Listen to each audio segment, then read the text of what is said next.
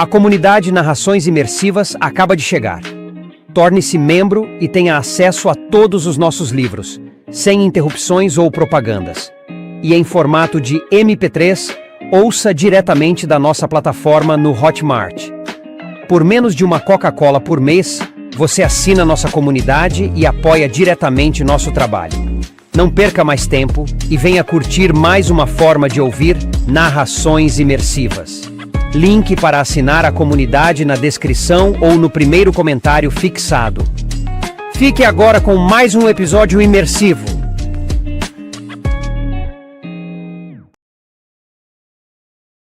Percy Jackson e os Olimpianos.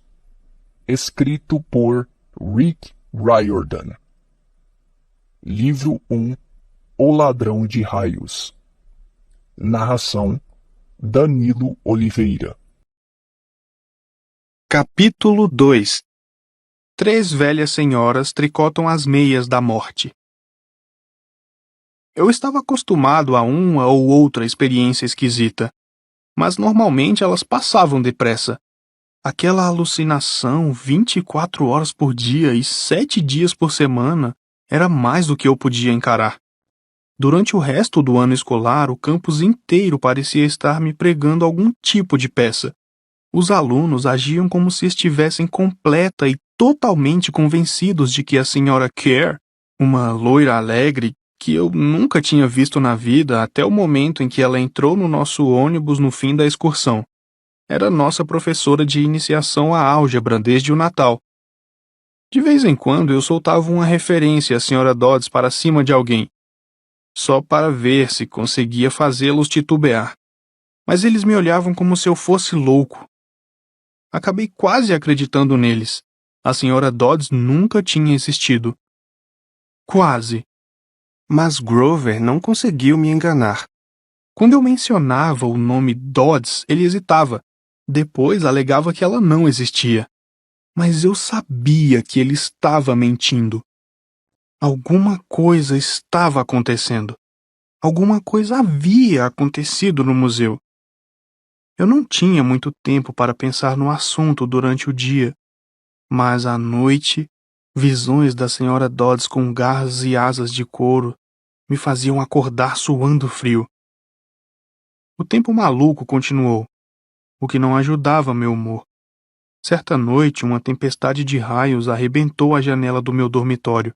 Alguns dias depois, o maior tornado jamais visto no Vale do Hudson tocou o chão a apenas 30 quilômetros da Academia Yancey. Um dos eventos correntes que aprendemos na aula de estudos sociais era o número inusitado de pequenos aviões que caíram em súbitos vendavais no Atlântico naquele ano. Comecei a me sentir mal-humorado e irritado a maior parte do tempo. Minhas notas caíram de D para F. Entrei em mais atritos com Nancy Bobofit e suas amigas. Era posto para fora da sala e tinha que ficar no corredor em quase todas as aulas.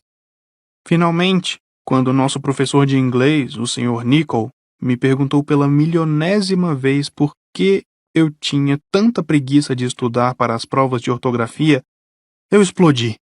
Chamei-o de velho dipsomaníaco. Não sabia direito o que aquilo queria dizer, mas soou bem. O diretor mandou uma carta para minha mãe na semana seguinte, tornando oficial. Eu não seria convidado a voltar para a Academia Yancey no ano seguinte. Ótimo, disse a mim mesmo. Simplesmente ótimo. Eu estava com saudades de casa.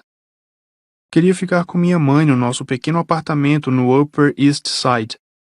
Mesmo que tivesse que frequentar uma escola pública e aturar meu padrasto detestável e seus jogos de pôquer estúpidos. E, no entanto, havia coisas em Yancey de que eu sentiria falta. A vista da minha janela para os bosques, o rio Hudson à distância, o cheiro dos pinheiros. Sentiria falta de Grover, que tinha sido um bom amigo, mesmo com seu jeito meio estranho. Fiquei pensando como ele iria sobreviver ao próximo ano sem mim. Também sentiria falta da aula de latim, os dias malucos de torneio do Sr. Brunner e sua confiança em que eu poderia me sair bem. Quando a semana de exames foi se aproximando, latim era a única prova para a qual eu estudava. Não tinha me esquecido do que o Sr. Brunner falara, sobre essa matéria ser questão de vida ou morte para mim. Não sabia muito bem porquê, mas começara a acreditar nele. Na noite anterior ao meu exame final, fiquei tão frustrado que joguei o guia Cambridge de mitologia grega do outro lado do dormitório. As palavras tinham começado a flutuar para fora da página, dando voltas na minha cabeça, as letras fazendo manobras radicais como se estivessem andando de skate. Não havia jeito de eu me lembrar da diferença entre Quiron e Caronte, ou Polidectes e Polideuces, e conjugar aqueles verbos latinos? Nem pensar. Fiquei indo de um lado para outro no quarto, com a sensação de que havia formigas andando por dentro da minha camisa. Lembrei a expressão séria do Sr. Brunner, de seus olhos de 1000 anos. De você aceitarei apenas o melhor, Percy Jackson. Respirei fundo. Peguei o livro de mitologia. Eu nunca havia pedido ajuda a um professor antes. Se falasse com o Sr. Brunner, quem sabe ele me daria algumas dicas. Poderia pelo menos pedir desculpas pelo grande F que ia tirar na prova. Não queria sair da Academia Iense deixando-o pensar que eu não tinha me esforçado. Desci a escada para os gabinetes dos professores. A maioria estava vazia e escura, mas a porta do Sr. Brunner estava entreaberta, e a luz que vinha de sua janela se estendia ao longo do piso do corredor. Eu estava a 3 passos da maçaneta da porta quando ouvi vozes dentro da sala. O Sr. Brunner tinha feito uma pergunta. Uma voz que, sem sombra de dúvidas, era a de Grover, disse: "Preocupado com Percy, senhor." Eu gelei. Normalmente não sou bisbilhoteiro, mas desafio alguém a não tentar ouvir quando seu melhor amigo está falando sobre você com um adulto. Cheguei um pouquinho mais perto. Sozinho, nesse verão. Grover estava dizendo, quer dizer, uma benevolente na escola. Agora que sabemos com certeza, e eles também sabem. Só vamos piorar as coisas se o apressarmos, disse o Sr. Brunner. Precisamos que o menino amadureça mais. Mas ele pode não ter tempo. O prazo final do solstício de verão terá de ser resolvido sem ele, Grover. Deixe-o desfrutar sua ignorância enquanto ainda pode. Senhor, ele a viu. Imaginação dele, insistiu o Sr. Brunner. A névoa sobre os alunos e a equipe será suficiente para convencê-lo disso. Senhor, eu não posso fracassar nas minhas tarefas de novo. A voz de Grover estava embargada de emoção. Sabe o que isso significaria? Você não fracassou, Grover, disse o Sr. Brunner gentilmente. Eu deveria tê-la visto como ela era. Agora vamos apenas nos preocupar em manter Percy vivo até o próximo outono.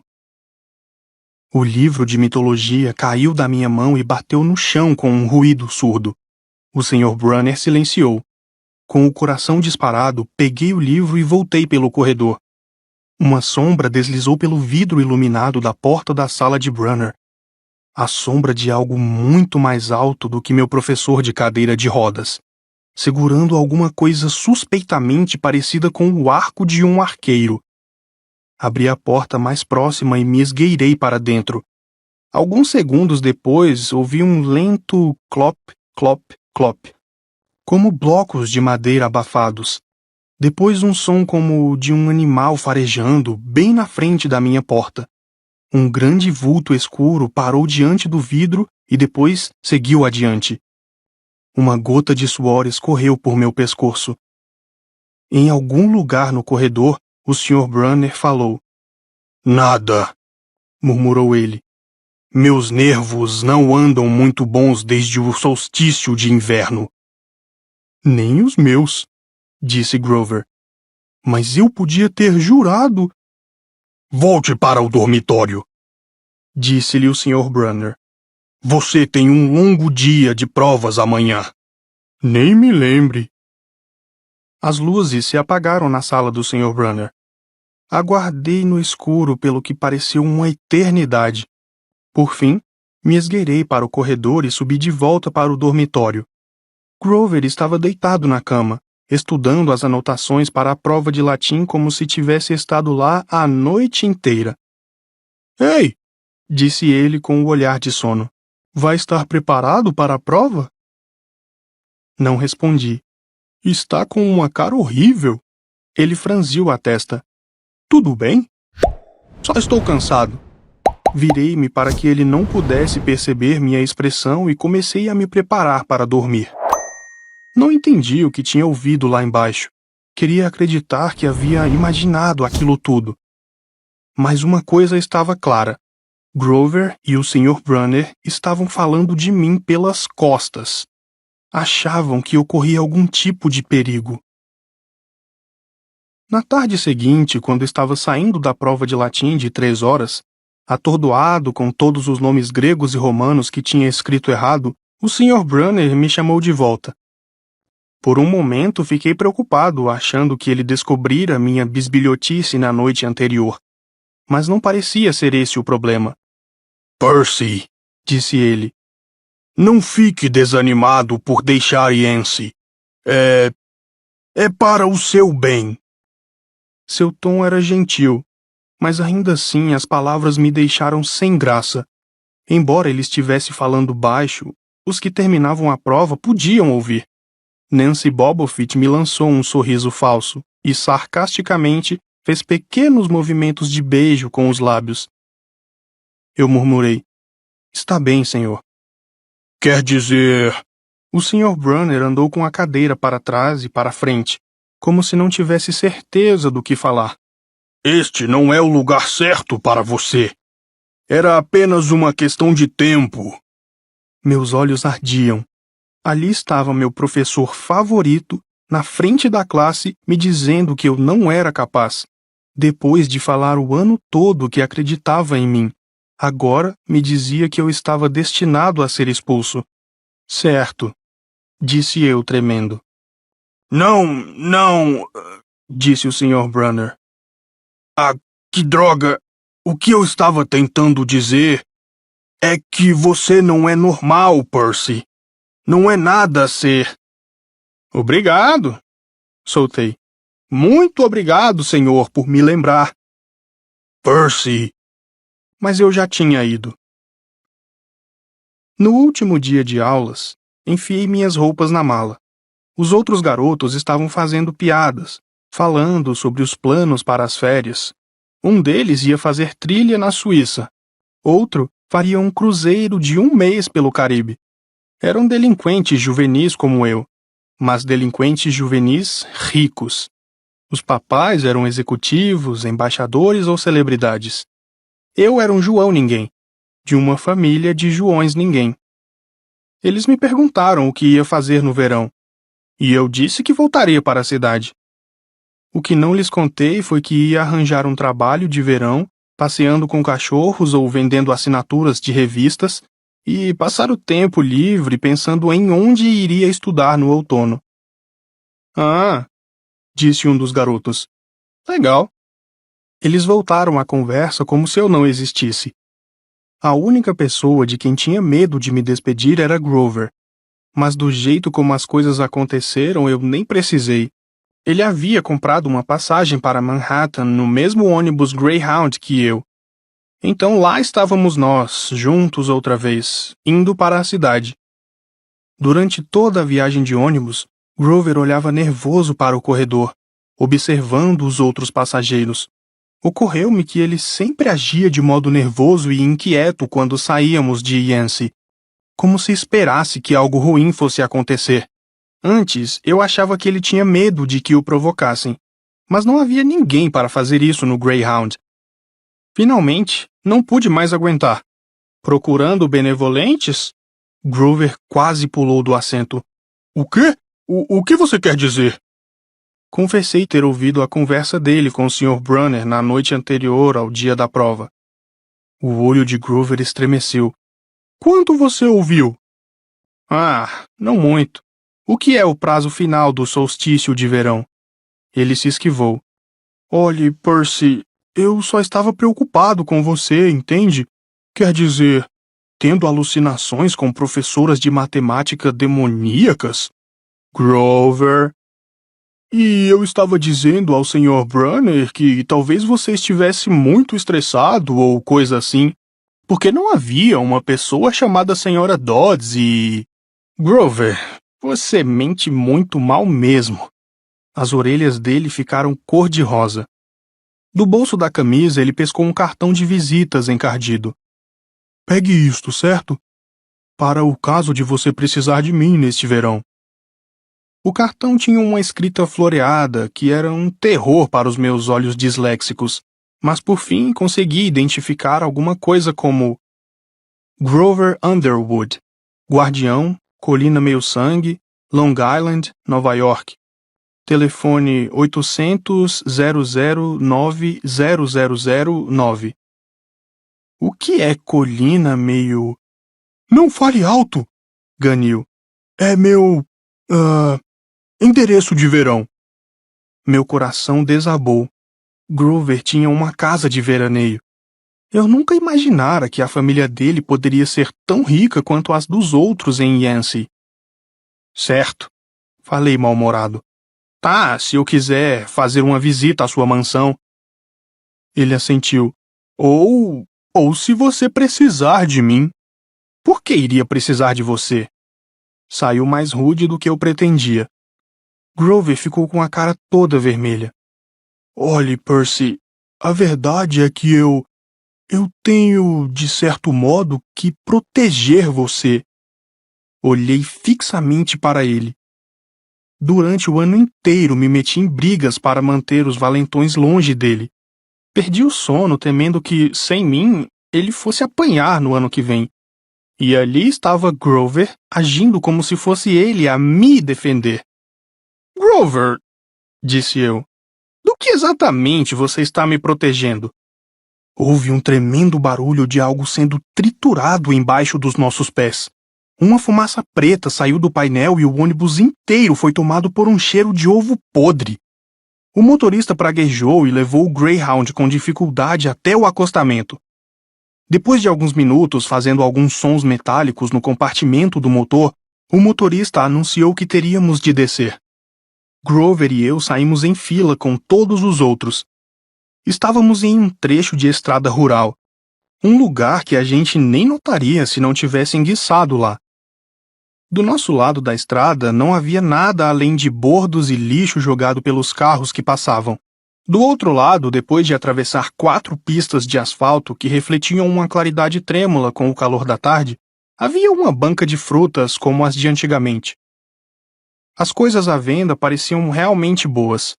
Caixas transbordando de cerejas e maçãs vermelhas como sangue, nozes e damascos, jarros de cidra dentro de uma tina com pés em forma de patas, cheia de gelo. Não havia fregueses, só 3 velhas senhoras sentadas em cadeiras de balanço à sombra de um bordo, tricotando o maior par de meias que eu já tinha visto. Quer dizer, aquelas meias eram do tamanho de suéteres, mas obviamente eram meias. A senhora da direita tricotava uma delas, a da esquerda tricotava a outra, e a do meio segurava uma enorme cesta de lã azul brilhante. As 3 mulheres pareciam muito velhas, com um rosto pálido e enrugado como fruta seca, cabelo prateado preso atrás com lenço branco, braços ossudos espetados para fora de vestidos de algodão pálido. A coisa mais esquisita era que elas pareciam olhar diretamente para mim. Encarei Grover para comentar isso e vi que seu rosto tinha ficado branco. O nariz tremia. Grover? Disse eu. Ei, cara... Diga que elas não estão olhando para você. Estão, não é? Estão. Esquisito, não? Você acha que aquelas meias serviriam em mim? Não tem graça, Percy. Não tem graça nenhuma. A velha do meio pegou uma tesoura imensa, dourada e prateada, de lâminas longas, como uma tosqueadeira. Ouvi Grover tomar fôlego. Vamos entrar no ônibus, ele me disse. Venha. O quê? Disse eu. Lá dentro está fazendo 500 graus. Venha. Ele forçou a porta e subiu, mas eu fiquei embaixo. Do outro lado da estrada, as velhas ainda olhavam para mim. A do meio cortou o fio de lã. E posso jurar que ouvi aquele ruído cruzar as 4 pistas de trânsito. As 2 amigas dela enrolaram as meias azuis e me fizeram imaginar para quem seria aquilo, o Pé Grande ou o Godzilla. Na traseira do ônibus, o motorista arrancou um grande pedaço de metal fumegante do compartimento do motor. O ônibus estremeceu e o motor voltou à vida roncando. Os passageiros aplaudiram. "Tudo em ordem!" gritou o motorista. Ele bateu no ônibus com o chapéu. "Todo mundo para dentro!" Quando já estávamos a caminho, comecei a me sentir febril, como se tivesse pego uma gripe. Grover não parecia muito melhor. Estava tremendo e batendo os dentes. "Grover?" "Sim." "O que me diz?" Ele enxugou a testa com a manga da camisa. "Percy, o que você viu lá atrás, na banca de frutas?" "Você quer dizer aquelas velhas? O que há com elas, cara? Elas não são como a senhora Dodds, são?" A expressão dele era difícil interpretar, mas tive a sensação de que as velhas da banca de frutas eram algo muito, muito pior do que a senhora Dodds. Grover disse: "Só me diga o que você viu." A do meio pegou a tesoura e cortou o fio. Ele fechou os olhos e fez um gesto com os dedos parecido com o sinal da cruz. Mas não era isso. Era outra coisa, algo um tanto mais antigo. Ele disse: "Você a viu cortar o fio." "Sim, e daí?" Mas mesmo enquanto dizia isso, já sabia que era algo importante. "Isso não está acontecendo", murmurou Grover. Ele começou a morder o dedão. "Não quero que seja como na última vez." "Que última vez?" "Sempre o 7º ano. Eles nunca passam do 7º. "Grover", disse eu, porque ele estava realmente começando a me assustar. "Do que você está falando?" "Deixe que eu vá com você da estação do ônibus até sua casa. Prometa." Aquele me pareceu um pedido estranho, mas prometi. "É uma superstição ou algo assim?" Perguntei. Nenhuma resposta. "Grover, aquele corte no fio significa que alguém vai morrer?" Ele olhou para mim com tristeza, como se já estivesse escolhendo o tipo de flores que eu gostaria mais de ter em meu caixão.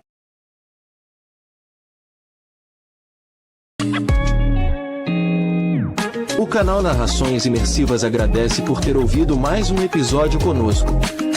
Acompanhe nossa página no Instagram e fique por dentro de todas as novidades do canal. E se você vê valor nesse projeto, considere apoiá-lo. Faça parte da nossa comunidade no Hotmart. Até a próxima com mais uma narração imersiva.